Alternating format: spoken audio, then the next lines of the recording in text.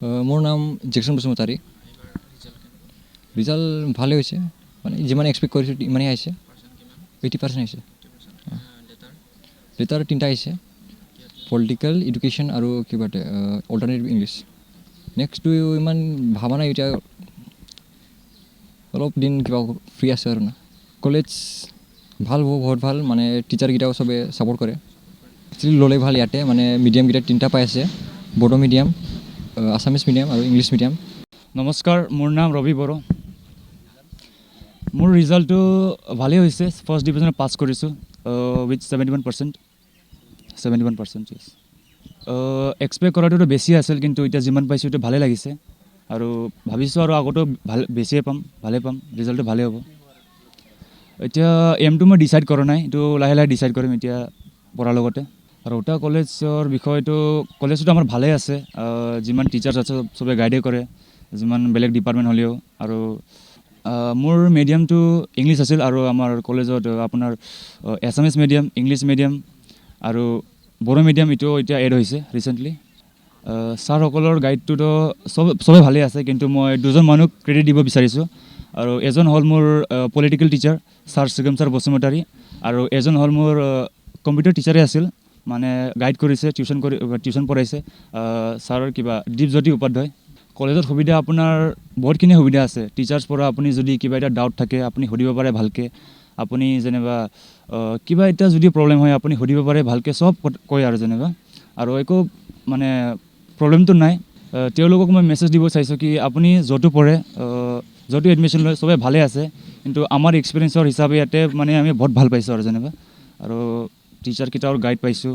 আৰু আপুনি যেনিবা যিমান কুৱেশ্যনো আছে সুধিবৰ কাৰণে, আৰু গাইডগিলা ভাল লাগিছে আৰু যেনিবা টিচাৰ্ছ লগত। মোৰ নামটো সুষমা কছাৰী। ৰিজাল্টটো 87.2 পাইছোঁ আৰু না, 87। বেছি ভাল লগা নাই, মানে 90 পালে। 5টা লেটাৰ আছে মানে। MILত আছে, তাৰপিছত logic and philosophy, education, political science আৰু এডভান্স বৰ্ড। পঢ়া শুনাটো ভালেই, মানে টিচাৰবিলাক ষ্ট্ৰিক্ট কৰে আৰু না, ভালে পঢ়ায়। এমটো ভাবা নাই এতিয়ালৈকে। IAS বলে হ'ব বুলি ভাবিছোঁ আৰু না, IAS পঢ়িম বোলে। এই কলেজখন আমাৰ 2021 চনত প্ৰভিঞ্চিয়েলাইজেশ্যন হ'ল। ইয়াৰ আগতে আমাৰ ভেঞ্চাৰে আছিলে। এইবাৰ আমাৰ যিটো সদ্য ঘোষিত 2025 বৰ্ষৰ যিটো ফলাফল খুবেই ভাল হৈছে। আমাৰ 74.2% ষ্টুডেণ্টে পাছ কৰি ওলাইছে। আমাৰ 282জন ষ্টুডেণ্টে অৱতীৰ্ণ হৈছিল, তাৰে 211জনে সুখ্যাতিৰে উত্তীৰ্ণ হৈছে। তাৰে আমাৰ ষ্টাৰ মাৰ্কছ 3জনে পাইছে, ডিষ্টিংশ্যন পাইছে 2জনে, আৰু মোৰ মুঠতে 35জনে প্ৰথম বিভাগত উত্তীৰ্ণ হৈছে। হয়, তেনেকৈ খুব এটা ভাল ফলাফল ইয়াত মানে প্ৰদৰ্শন কৰিছে। আমাৰ কলেজখন প্ৰতিষ্ঠা হোৱা কালৰ পৰাই আমাৰ ইয়াত খুব ভাল ফলাফল প্ৰদৰ্শিত হৈ আছে। আমাৰ ৰৌতা এটি পিছপৰা অঞ্চল, সেই হিচাপে আমাৰ যিসকল শিক্ষক ভেঞ্চাৰ অৱস্থাৰ পৰাই খুব আস্থা আৰু নিষ্ঠাৰে আমাৰ শিক্ষা আগবঢ়াই গৈছে। তাৰে ফলশ্ৰুতিত আজি আমি এটা ভাল ফলাফল পাইছোঁ। ইয়াৰ আগতেও আমি বহুত ভাল ফলাফল পাইছোঁ, আৰু আমাৰ ইয়াত যথেষ্ট সংখ্যক ওচৰৰ ল'ৰা ছোৱালী ইয়াতে আমাৰ এডমিশ্যন লয়। আৰু এই বৰ্ষৰ পৰা আমাৰ ইয়াত NEP গাইডলাইন অনুসৰি আমাৰ স্কিল ছাবজেক্ট, বহুতো স্কিল ছাবজেক্ট ইয়াত আমাৰ দিয়া হৈছে, যেনে IT, Bihu, agriculture, AI, financial লিটাৰেচি ইত্যাদি ধৰণে আমাৰ বিভিন্ন ধৰণৰ আমাৰ ছাবজেক্ট ইয়াতে দিয়া হৈছে, যাতে আমাৰ এই পিছপৰা অঞ্চলৰ ল'ৰা ছোৱালীসমূহে দূৰণিবতীয়া স্কুল কলেজত এডমিশ্যন নলয়, আমাৰ ৰৌতাতে গোটেইখিনি সা সুবিধা পায়। তাৰ উদ্দেশ্যৰে আমাৰ কলেজ কৰ্তৃপক্ষই সিদ্ধান্ত লয় তেনেকুৱা ধৰণৰ বিষয়সমূহ ইয়াত মানে অন্তৰ্গত কৰিছে। কৰি পেলাই আমাৰ ওচৰ চুবুৰীয়া সকলো ল'ৰা ছোৱালী, যিহেতু আমাৰ ইয়াত আৰ্থিক দিশত সকলোৱে আমাৰ টনকিয়াল নহয়, আৰু আমাৰ গাৰ্জেনবোৰো বিশেষভাৱে শিক্ষিত নহয়, সেইকাৰণে তাৰ সজাগতা আমি মাজে মাজে আমি গাঁৱে ভূঞে আমি প্ৰচাৰ চলাই আহিছোঁ। আৰু সেই উদ্দেশ্য আগত ৰাখিয়ে আমি বিভিন্ন ধৰণৰ স্কিল ছাবজেক্টৰ লগতে বিভিন্ন ধৰণৰ ছাবজেক্ট, যিবোৰ ছাবজেক্ট আমাৰ ৰৌতা অঞ্চলত নাই, সেই ছাবজেক্টসমূহ আমাৰ ৰৌতা কলেজ ছিনিয়ৰ ছেকেণ্ডেৰী স্কুলতেই উপলব্ধ হৈছে এতিয়া এই বছৰৰ পৰা। গতিকে সেয়ে আমাৰ ৰৌতাবাসী অঞ্চলৰ সকলো গাৰ্জেন ল'ৰা ছোৱালীক আমি কলেজ কৰ্তৃপক্ষৰ তৰফৰ পৰা আমাৰ টিচিং ষ্টাফৰ তৰফৰ পৰা আমি এটা অনুৰোধ জনাম যাতে তেওঁলোকে দূৰত নগৈ আমাৰ ৰৌতা অঞ্চলত থাকি ইয়াতেই সেই শিক্ষাৰ সুবিধাসমূহ গ্ৰহণ কৰিব পাৰে। আমাৰ এই অনুষ্ঠানত এই বছৰ হায়াৰ ছেকেণ্ডেৰী ফাইনেল পৰীক্ষাত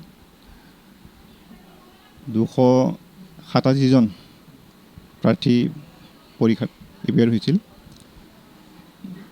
ইয়াৰে বহু সংখ্যক ছাত্ৰ ছাত্ৰী ইয়াত উত্তীৰ্ণ হৈছে। আমাৰ উত্তীৰ্ণ হাৰ হ'ল 74.80%। ইয়াৰে 2জন আমাৰ ডিষ্টিংশ্যন পাবলৈ সক্ষম হৈছে আৰু 3জনে ষ্টাৰ মাৰ্ক পাবলৈ সক্ষম হৈছে। আৰু মিডিয়াম হিচাপত ক'বলৈ গ'লে ইয়াত আমাৰ 3টা মিডিয়াম ইয়াত চলিত আছে। প্ৰথমতে আমাৰ ইংলিছ এছামিছ আছিলে। যোৱা বছৰৰ পৰা আমি ইয়াতে আমাৰ অঞ্চলৰ ছাত্ৰ ছাত্ৰীসকলৰ সুবিধাৰ্থে, যিহেতু আমাৰ অঞ্চলটো বেছিকৈ ট্ৰাইবেল এৰিয়া হয়, SC এৰিয়া হয়, তো সেই হিচাপে ছাত্ৰ ছাত্ৰীৰ সুবিধাৰ্থে আমি যোৱা বছৰৰ পৰা বড়ো মিডিয়ামটো ইয়াত কৰা হৈছে 11-12ত। ষ্ট্ৰীমটো বৰ্তমান আমি আৰ্টছত চলাই আছোঁ আৰু অনাগত দিনত ছায়েন্স আৰু কমাৰ্চ এড কৰিবৰ কাৰণে আমি প্ৰচেষ্টা লৈ আছোঁ। তাৰমানে আমাৰ ইয়াত যিখিনি বৰ্তমান ষ্টাফ আছে, এক্সিষ্টিং ষ্টাফ আমাৰ 23জন আছে বৰ্তমান, অফিচ ষ্টাফ, টিচিং ষ্টাফ লৈ তেওঁলোকে যথেষ্ট মানে ইয়াত ছেক্ৰিফাইচ কৰে, নিষ্ঠাবানভাৱে ইয়াত ক্লাছ কৰে। সেই হিচাপে ছাত্ৰ ছাত্ৰীও ইয়াত কোঅপাৰেট কৰে, নকৰা নহয়। আৰু আমাৰ ফালৰ পৰা যিখিনি ছাত্ৰ ছাত্ৰীসকলক সহযোগ কৰিব লাগে পৰাপক্ষত আমি যত্ন কৰোঁ। আৰু সেই হিচাপে আমি যিমানখিনি ছাত্ৰ ছাত্ৰীসকলক সুবিধা দিব লাগে সেই সুবিধা আমি দিবলৈ যত্ন কৰোঁ। তো আশা কৰোঁ যে অনাগত দিনত আমাৰ যিখিনি প্ৰচেষ্টা এইটো অব্যাহত থাকিব।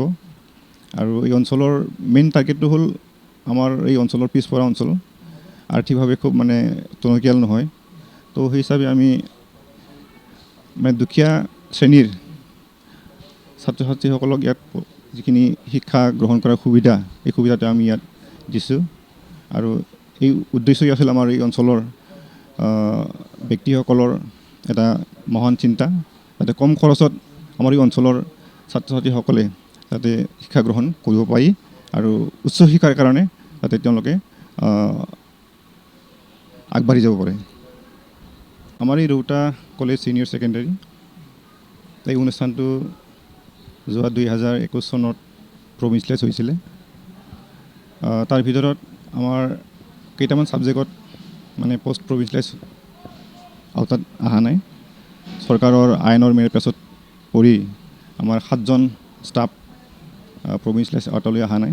মই আশা কৰিম যে অনাগত দিনত আমাৰ চৰকাৰে ইয়াত অলপ নজৰ দিব আৰু আমাৰ যিখিনি প্ৰভিঞ্চিয়েলাইজ আওতাত অহা নাই সেইসকল ষ্টাফ যাতে উপকৃত হ'ব।